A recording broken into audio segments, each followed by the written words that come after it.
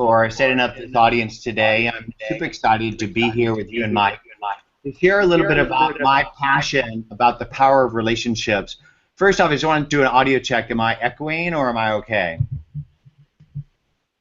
It's perfect. We got the echo turned off. We're good to go now. Yeah, it was turned off. I think it was Okay, just. And Mike, I look forward to connecting offline with you to learn more about you. We share many passions, including marketing and photography. When I sold my last company, I went back to school and studied photography and got a degree in it. And I really enjoy delighting people with pictures of themselves, their children, or the world around us. It's really fun to do. So without further ado, let me go ahead and share my screen and start this up. Let's see. So I think if I go like that, you guys have my screen? Yes, I see it perfectly. Okay, fine.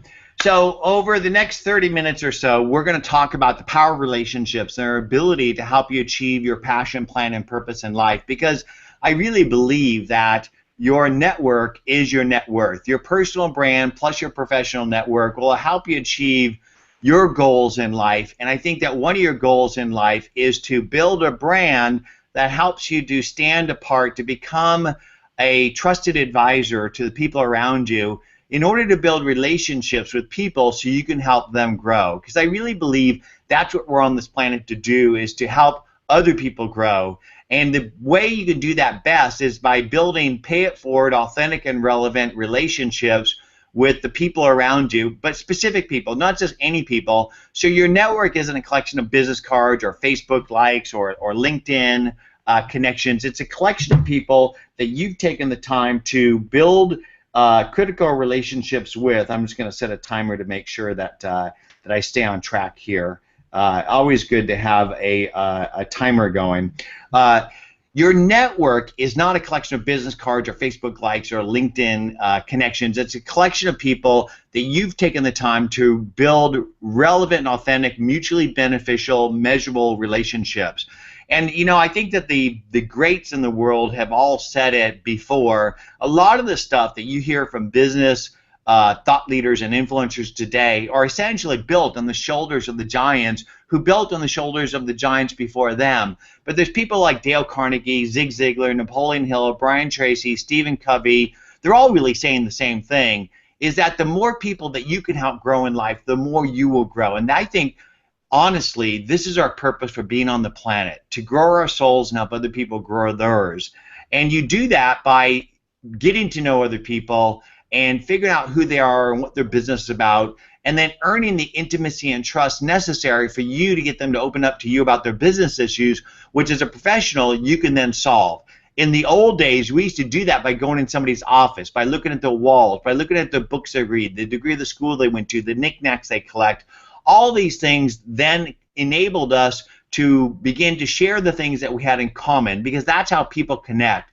People buy from people they like, know, and trust. So it's your job to do your homework before you ever engage with another business person, to understand who they are, what their business is about, find areas of commonality, share those with that person so that you can then get them to open up. And in the old days, we did that by going in somebody's office. Today, we're doing it electronically. And this is the first wave of a huge change of the way that we connect personally and professionally, the way customers build make their buying decisions, and the way companies engage with them. And I'll bet that many of you feel like this out there, where you're basically trying to figure out what happened to the world. What happened to the world where I could actually just do some advertising and people would come, where I could basically hang up a shingle in front of my store and people will come. Essentially, people are ignoring your marketing materials. They don't want to talk to salespeople. And for you to be able to stand out from the crowd and not feel like this, what you need to do is you need to be able to let people know how you can help them become better, smarter, faster. And that's not going to happen by telling them how great you are. Nobody cares. Nobody cares about your products and services. They care about how they could be great.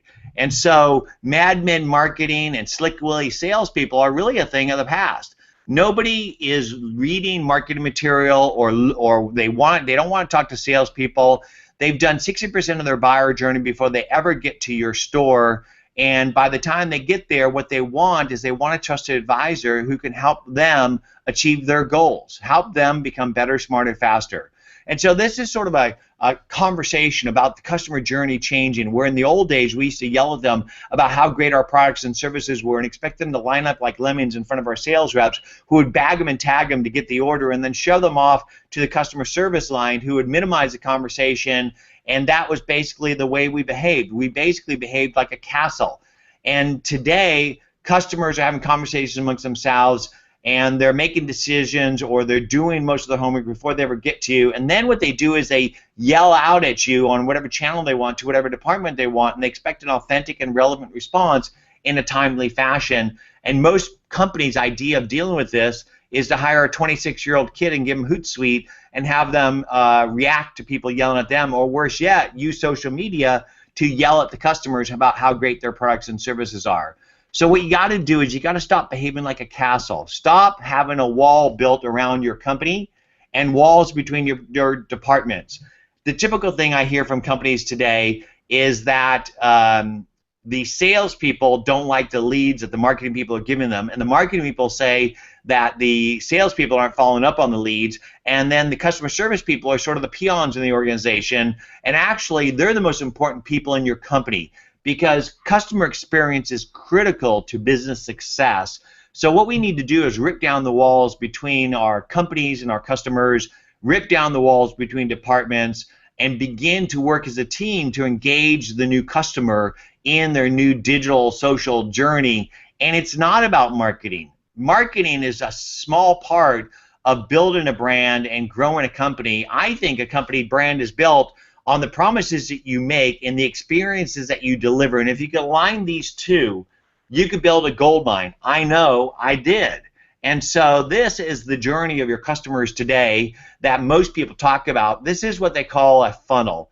You know, the sales funnel was actually created in the 1800s, and for the most part, it really hasn't changed in the way that we think about it until most recently. But the bottom line is that you got to get eyeballs, and in the old days, we used to do that by marketing. Today, we do it with content, and I think it's your job to inspire and educate your customers about how you can help them become better, smarter, faster, to set yourself and your company up as a trusted advisor. So when the customer starts thinking about your products and services, they not only pick up the phone, they call you, but they drag their friends with them. Once they do get that eyeball, then what you need to do is you need to engage with them to convert that into revenue and to retain the customer and to get referrals from the customer.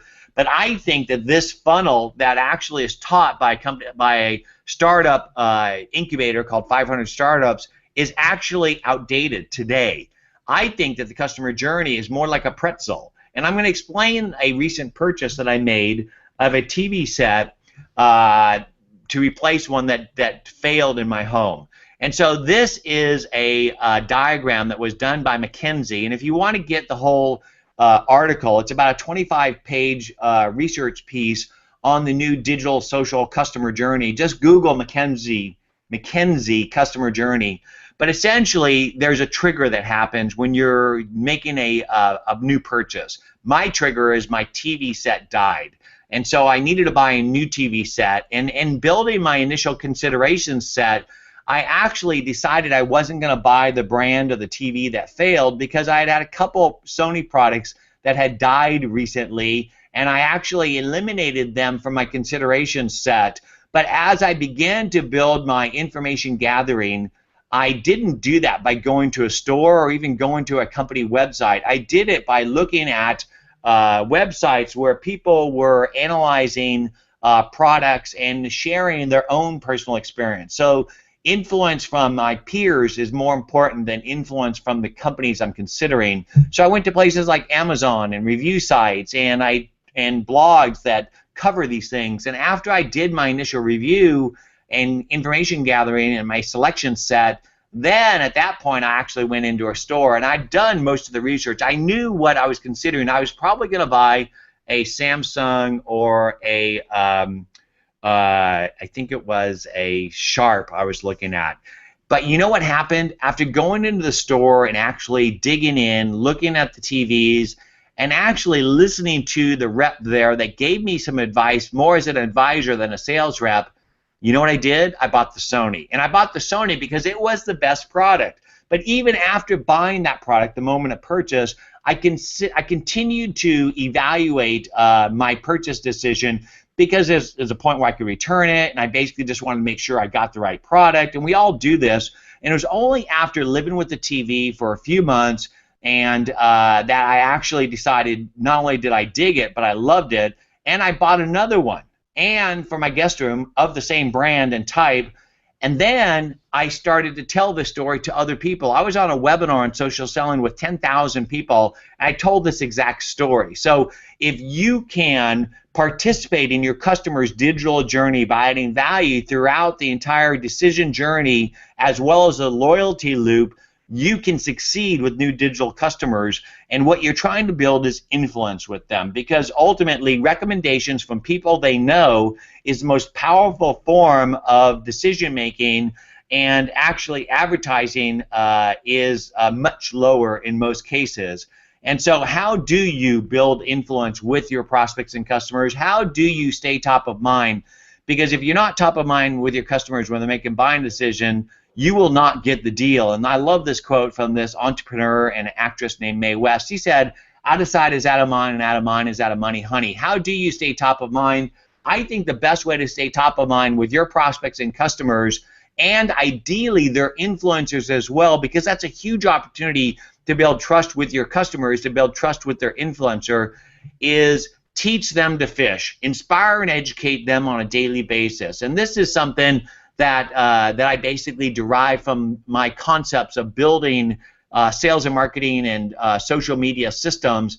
This is a quote that I came up with. If you teach people to fish, they'll figure out you sell fishing poles. And I love this because it's an analogy that you could really understand about the power of inspiration and education in order to set yourself up as a trusted advisor.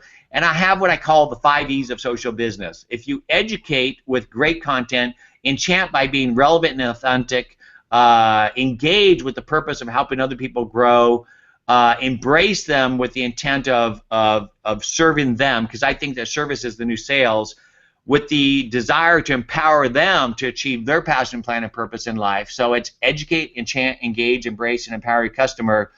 You can do anything you want in this world, and it's not going to happen by marketing.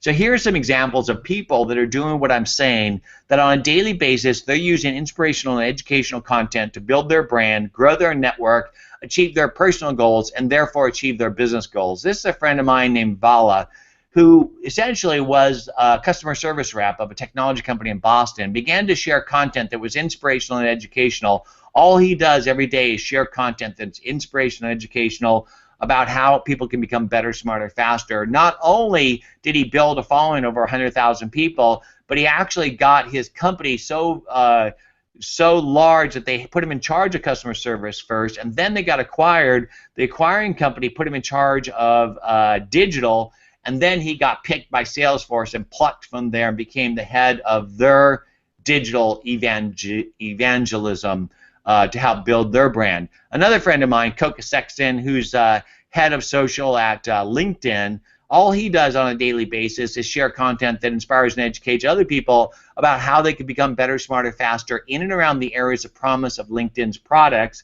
And he basically was able to build his brand of almost 70,000 followers by doing just that, sharing content that's inspirational and educational. And I can just keep going on. Here's Oracle Tim, who basically has built a huge following and helped really build a brand for Oracle as a social business leader. And sometimes I feel like the Don Quixote of relationship management. I've been saying the same thing for 30 years. 30 years ago, I was a sales rep like many of you, trying to build my brand, my channel, and build relationships with prospects and customers, and I was having a hard time doing it. I basically got leads on a sheet of paper. This is 1988.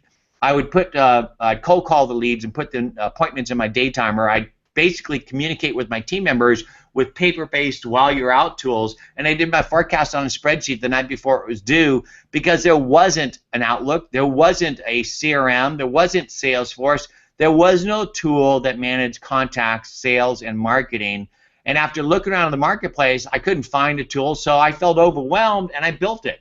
So when I was 29 years old, I started a company called Goldmine that essentially was the Outlook and the Salesforce of its generation. The company that first integrated email, contacts, calendar, and sales and market automation. We started an apartment in Los Angeles on $5,000, never took a dime of venture, no bank loans, and grew it to millions of customers and about $70 million in revenue per year. And then I sold it after 10 years, and I spent 8 years raising babies. And I'll tell you what, I learned more about relationships by being a present father and husband than I did in the previous 30 years of entrepreneurship. But that also gave me a chance to start swimming in the social river, trying to use social media like Twitter, Facebook, and LinkedIn in 2008 and 2009. And I saw I was going to change the customer journey and the way we connect and build relationships. And I started to look for a contact tool that would integrate social to my contacts. And then I started looking at what contact management has become. If you're a business today, you have two choices. You're either going to use Google Apps for Work or Office 365. Both of them are limited in their ability to manage relationships because neither of them give you the history of interactions on email, calendar, and social on the contact record. In fact, in Google Apps for Work and Office 365, contacts, email, and calendar are 3 separate tabs, so they're not linked, which is a huge problem, and they're not connected to social. So when I look at this guy, Coca, I know nothing about him, so I have to Google him to understand who he is, and the same thing happens with Office 365. And then I started looking at CRM, and I was shocked. CRM isn't about relationships, it's about reporting. And so basically, relationship management happens in Outlook, Address Book, or Google Contacts, and you basically go into the CRM in order to log your forecast and your tasks and your to-dos, and it really is a problem. And so having seen that really CRM is about command and control, and that most people feel like this about their sales management or their CRM, because actually their CRM is slowing them down because you basically work for the CRM. It doesn't work for you, and you pretty much live in your inbox. You know, there's 225 million global businesses. Less than 1% use any CRM. Most people's CRM is their inbox or a spreadsheet. And ultimately, 60% of your time is wasted as a salesperson because you have to Google people and then go log that in the company CRM, and then you go engage in email, calendar, and social, and you're supposed to log that in the CRM, and ultimately you're not given the tools that you need in order to engage wherever you're connecting with the customer, which today isn't just your inbox, it's wherever you're connecting with people. And it's your job to understand who somebody is and what their business is about before you ever engage. So today what you do is you Google people, and you immediately probably go to the LinkedIn resume, which isn't really who this person truly is. That's like walking in my lobby looking at my LinkedIn resume. If you want to know who I am, you need to know my personal persona as well. So you should check me out across all my different identities so that you can then begin to walk in my digital footprint, add value to my conversation, and set yourself up as a trusted advisor. And how do you do all this? What tools do you use to manage your social, sales, and marketing customer journey?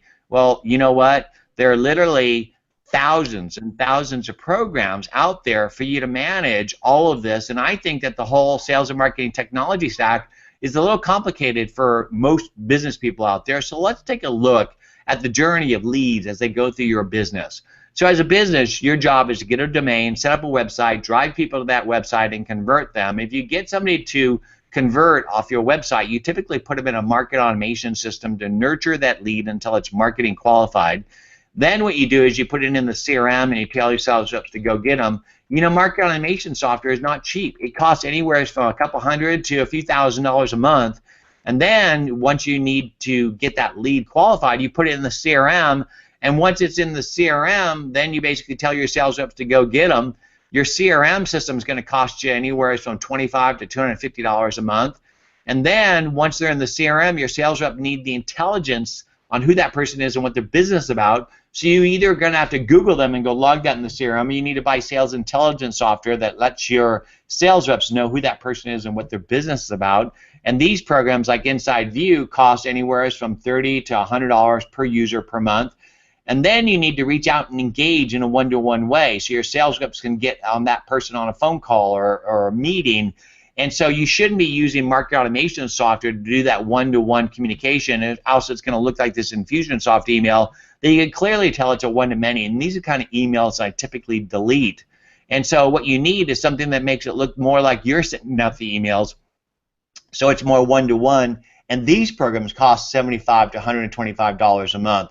So by the time you go out and buy market automation, CRM, sales intelligence, and sales enablement, you're going to be spending upwards to $300 to $500 per user per month.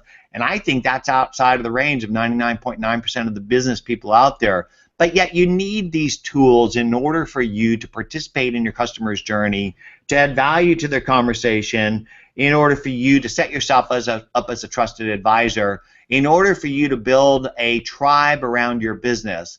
And when you think about your business, you shouldn't be just thinking about prospects and customers or selling to them with sales and marketing, because everybody in your company touches the community around your business that you need to touch in order for it to grow. And so I believe that the future relationship platform will work for you by building itself and then work with you wherever you work, and that everybody in your company will be participating in this engagement. And you shouldn't be just targeting prospects and customers. You should be targeting their influencers as well. And so I like to talk about this garden that my wife grows outside of her home. She basically has taught me so many things through her art and her landscape design business that she does. She pulled me out of my computer room the other day and walked me out into her garden and showed me this monarch butterfly caterpillar. And I said, what's this monarch butterfly caterpillar doing in our yard? And she said, John, I plant milk thistle in order to attract the monarch butterfly, who then eats the aphids that I would otherwise have to spray in order to control the insects and the pests, these things that would eat my garden plants. And I said, well, tell me more. And she said, well, what I do is I build a self-sustaining garden in our yard that I don't have to spray pesticides. I can water less, and it attracts the right insects and birds and other things so that the garden is self-sustained. And I said to myself, well, isn't that what we try to do as a business? What we're trying to do is to attract the right people around us personally or as a company in order to create a self-sustaining cycle of relationships. And so at Nimble, we connect with more than prospects and customers, and it's more than sales and marketing people that do it. At Nimble, we connect with editors, analysts, bloggers, influencers, third-party developers, investors, advisors, and prospects and customers of various types. And the way that we do that connection is not by reaching out and saying, how great we are, our products are. We reach out by sharing content that's inspirational, educational, about how we can help other people become better, smarter, faster. We do that typically by sharing content from influencers in and around the areas of our core promise, influencers in sales and marketing, social media, entrepreneurship, etc. And that then attracts people to our garden that we then engage, both the prospects and customers as well as the influencers as well, in order to build this self-sustaining community. And so what I want you to take away from this is that your network is your net worth. Your personal brand plus your professional network will help you achieve your passion, plan, and purpose in life. And ideally, that purpose in life is to help other people grow, because the more people you outgrow, the more you will grow. And the best way to build your brand and your network is to inspire and educate other people on a daily basis. And then once people bite on that, you need to engage with them in a relevant and authentic way, with the desire not to tell them about you, but to learn about them, to find ways that you can add value to them on a daily basis. So what I'd like to do is I'd like to open this up for questions and just talk a little bit, because I've been doing a lot of talking, and I'd love to have a conversation with you, Mike, and get feedback on your thoughts about what we talked about, and see if we have questions from the audience. Well, John, thank you very much.